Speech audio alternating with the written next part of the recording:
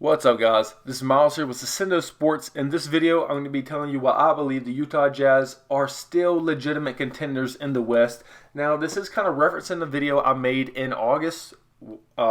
In that video, I also talked about why I believe the Jazz were legit title contenders, and many people would laugh at that with such a loaded Western Conference. But if you actually watch the Jazz and you can just see what they've done over the past 14, 15 games where they have only lost one, they are on an absolute tear right now through the league, East and West. They have torn apart bad teams, they've torn apart good teams.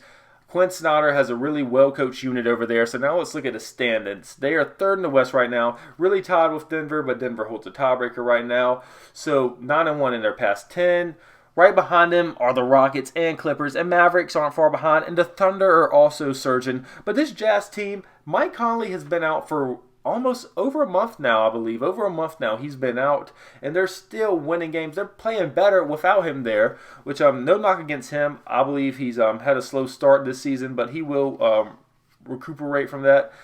And another big move they made was acquiring Jordan Clarkson via trade. Now, they no longer have Dante Exum and Jeff Green, but Jordan Clarkson has been a great spark off the bench. I really like this move. In Cleveland, his talents are being wasted because they wanted to give so many minutes to younger players, Colin Sexton and Darius Garland. But here, he's used on a title contender, and he's scoring points at a pretty efficient volume. So I'm going to take a really analytical and statistical look at why the Jazz have been so good. So first, we're just look at per game points scored per player. Donovan Mitchell is averaging 24. Bojan Bogdanovic is averaging 21. Clarkson's averaging 15 on the year.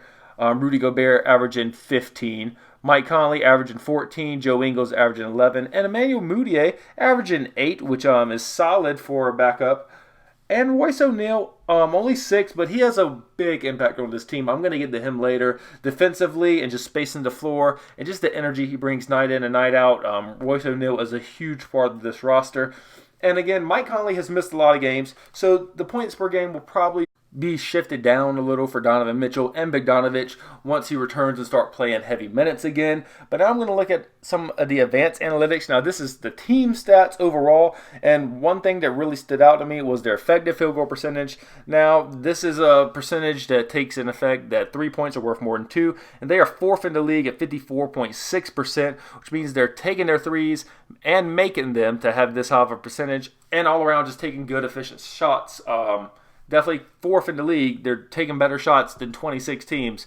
And another stat that stood out to me was their defensive rebound percentage. So they are fifth in the league at 79%, so that's pretty good. With Gobert down there, this doesn't surprise me at all. But one thing about the Jazz is, even though Ed Davis is on that team and Tony Bradley, they usually don't put them on the court at the same time as Rudy Gobert, so they don't even have a true power forward type player. Jeff Green was the closest thing they had, and he's not on the roster anymore.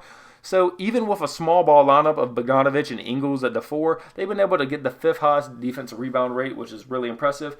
Another thing that this team has been able to do crazy good is shoot threes. Now, the first two players aren't really volume scorers, so we can overlook them, even though they're both playing great, taking 3 threes each a game, 46 and 45% respectively. Now, Joe Ingles is shooting 42% from 3. Bogdanovic, 41.5 right on the dot. Mike Conley, 36. Donovan Mitchell, 35. Jordan Clarkson, 35. Mudiay, 35. Literally everybody on the floor besides the centers can shoot really well from the three-point line. And this makes for great space and really high-tempo offense. They can score on you from the 3 in transition. They do that a lot. Now, another stat that not so glamorous is three-point percentage, but definitely makes an impact is free throw percentage. Now, Exum isn't on the team anymore, and the other guy, William Goss, he's not that big of a factor minute-wise, only playing 3.1 minutes a game. But Bogdanovic shooting 90%, Mitchell shooting 84%, Royce O'Neal 82%, Joe Ingles 81.5 on the dot, and Mike Conley at 80%. These guys can also knock down their free throws when they get to the line, which is a huge factor when it comes to winning games. Now, Donovan Mitchell, he's my first highlight player I want to talk about. He has to be an all-star this year. in the third seed in the West right now. He has a lot of votes if you check. 24 points, 4 rebounds, 4 assists, 46% from the field, which is better than his career average, shooting slightly better from the three-point line than his career average, 84% from the free throw line, 20.1 PER, and he plays so tough, so much energy, and even defensively, he's a really good player for being 6'1".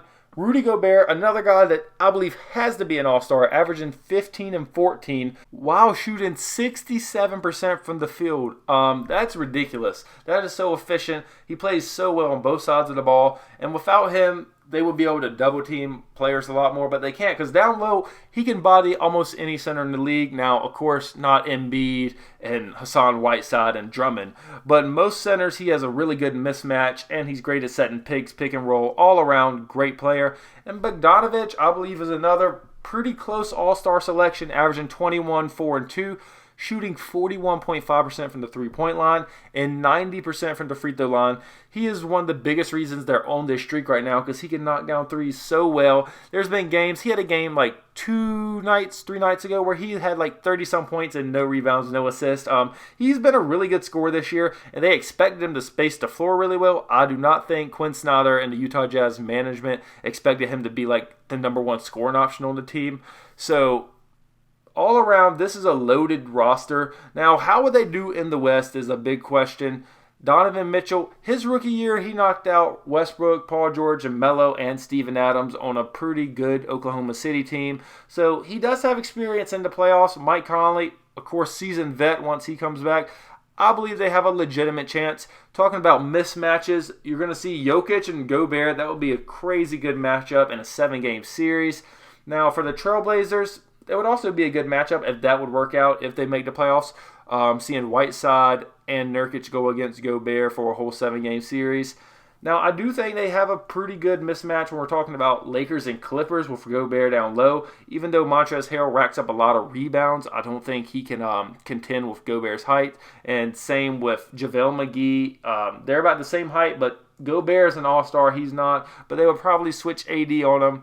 So, a lot of stuff to dissect there. Bogdanovic, if he's healthy and Mitchell's healthy and Gobert's healthy, they're definitely making the playoff as a high seed. If Mike Conley comes back and can perform at least average, and we can see Joe Ingles and Moutier and Clarkson keep performing at this level, I mean, they have a legitimate shot. The only 2 teams I think that can compete with them are listed right here, the Lakers and the Clippers. You say, what about the Nuggets? The Nuggets are a great team, much like the Utah Jazz. Don't have a legitimate superstar. Even though Jokic finished 3rd in MVP voting, he doesn't have the same stigma as most All-Stars. I don't really consider him a superstar yet, and his inability to kind of really take over a game. Of course, he's great throughout the course of a game, but I don't think Jokic has the ability to take over a game like a superstar should be able to. I think that would be a really good matchup, but I would definitely give it to the Jazz. I think they have a better all-around team. Other Western playoff teams, the Houston Rockets, of course, I don't think they're going to work in the playoffs. I'm just going to say it. I don't think Mike D'Antoni and Westbrook and Harden are going to make it work. None of those guys are good playoff guys, and that's your big 3, your 2 superstars, and your 1 great coach. I don't think it'd work.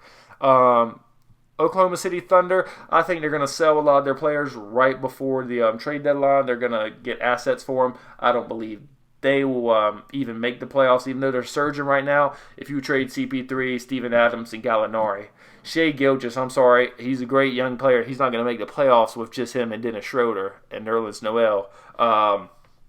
Other Western playoff teams, Portland, I think they will blow out Portland. I watch Portland all the time because I'm a huge Melo fan, but Portland has struggled to play. Let me rephrase that. They haven't struggled. They don't play defense. There's really no defense being played out there. I think Quinn Snyder would strap Damian Lillard. He would strap CJ McCollum. Melo, he would have a tougher time because Melo has a good matchup with Bogdanovic and Ingles. But all around, I think they would demolish the Trailblazers. Other Western playoff teams, the Mavericks, I think that'd be a really good matchup. But still, I believe it's not superstar or even like high level all star. The Jazz feel like they have more star power than most of these Western Conference teams, besides the Clippers and Lakers, of course. Because I consider Mike Conley, even though he hasn't been an all star before, I consider him an all star. That's an all star level player. Same with Mitchell, same with Gobert, and even Bogdanovich. I believe he has like a sense of star power to him. He's averaging 21, 4, and 2, shooting almost 42% from the 3-point line. So all around, I believe that if the Lakers or Clippers are vulnerable in the playoffs, if LeBron or Kawhi, PG, AD, any of them even get like a minor injury, even if they're playing with it, I believe there's a legitimate chance that the Utah Jazz could knock them off and could make it all the way to the Western Conference Finals. And that's if the Lakers and Clippers don't have to meet in the second round. If they do meet in the second round, I definitely have Jazz as favorites to make it to the conference finals. And then anything can happen. A 7-game series where a team is traveling to Utah, one of the hardest places to play in recent history, definitely in the playoffs. I think it will be a great matchup. My money will be on the Jazz, hopefully. I would just love to see a small market team to make it. Definitely, LA is the capital of basketball. Brooklyn is dominating right now, at least media headlines when we're talking about KD and Kyrie next year. Toronto, such a big market, just won the championship. I would love to see a really, really small market in the NBA Finals. Golden State, they've been there so many years. In Cleveland, that was just LeBron carrying there. I mean, just take a look back. Miami, they're a pretty big market. San Antonio, they're a smaller market, so they were able to do it. I think the Utah Jazz can be the next team to break through that is legitimate small market with no superstar at all. That would be great to see. So let me know what you guys think about this video and about the Utah Jazz. Thanks for watching. I hope you have a great day.